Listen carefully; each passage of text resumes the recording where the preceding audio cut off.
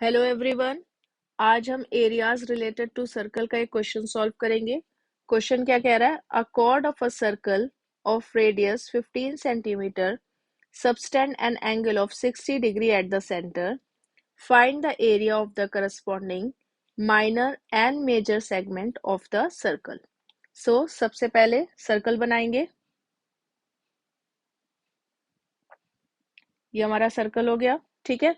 अब इसमें कॉर्ड बनानी है हमें A B. This is our chord A B.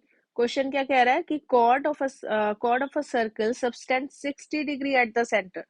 सो यहाँ पे suppose this is our centre of the circle और ये जो एंगल आ रहा है angle A O B is 60 degree. Here angle A O B is 60 degree.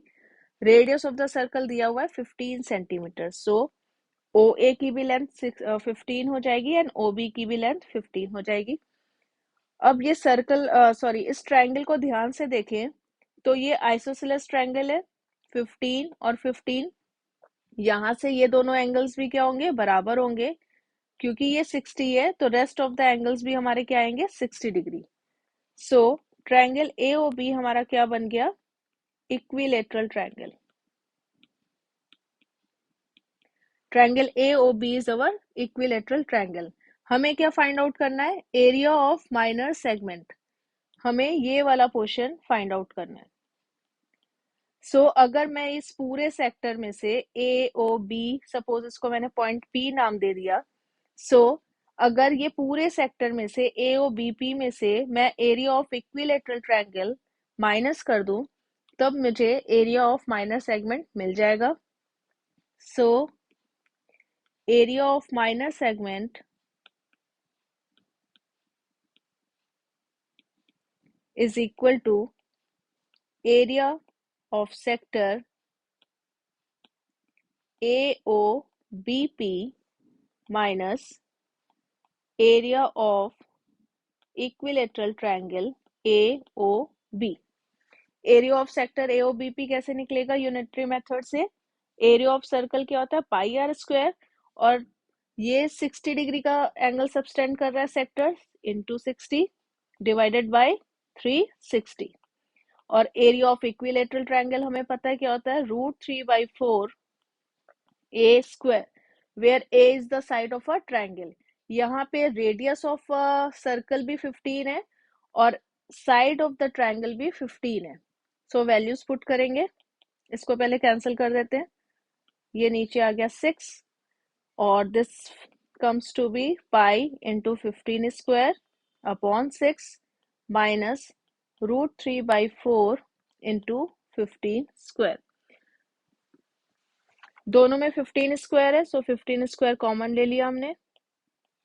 अंदर क्या बचेगा? पाई की वैल्यू पुट करेंगे विच इज 3.14 दी हुई है क्वेश्चन में अपॉन 6 और √3 की भी वैल्यू दी हुई है 1.73 अपॉन 4।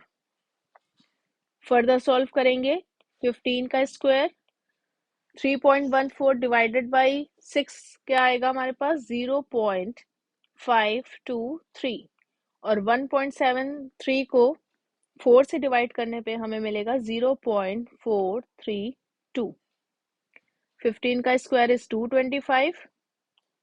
दोनों को माइनस करने पे हमें मिलेगा 0.091। ठीक है। दोनों को मल्टीप्लाई करने पे हमें क्या मिलेगा? 20.47 सेंटीमीटर स्क्वायर। यूनिट लिखनी बहुत जरूरी है, कई बार इसमें भी मार्क्स कट जाते हैं। कुछ बच्चे यूनिट नहीं लिखते हैं, कुछ बच्चे गलत यूनिट लिख जाते हैं। यूनिट का ध्यान दें क्योंकि ये एरिया निकाल रहे हैं। सेंटीमीटर स्क्वायर में आंसर आएगा। अब बात करते हैं area of major segment. Area of major segment हमें सभी को पता है। सपोज अगर ये सर्कल है हमारे पास, ठीक है। अगर ये माइनर सेगमेंट है, ये बड़ा वाला जो पोर्शन है ये मेजर सेगमेंट हो गया। और मेजर सेगमेंट कैसे निकालेंगे? पूरे सर्कल में से माइनर सेगमेंट अगर माइनस कर दे we will get major segment. Area of major segment क्या आएगा? Area of circle minus area of minor segment. Area of circle सबको पता है पाई आर स्क्वायर होता है, माइनस माइनर सेगमेंट का एरिया क्या निकाला था ऊपर 20.47, पाई की वैल्यू फिर से 3.14 रखेंगे और आर यहाँ पे क्या है 15 का whole square minus 20.47, 3.14 multiply by 225 minus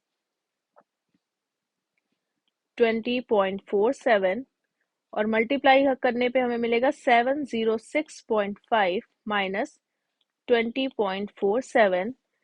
आगे सॉल्व करने पे हमें मिलेगा 686.03 सेंटीमीटर स्क्वायर। ये हमारे दो आंसर्स आ गए।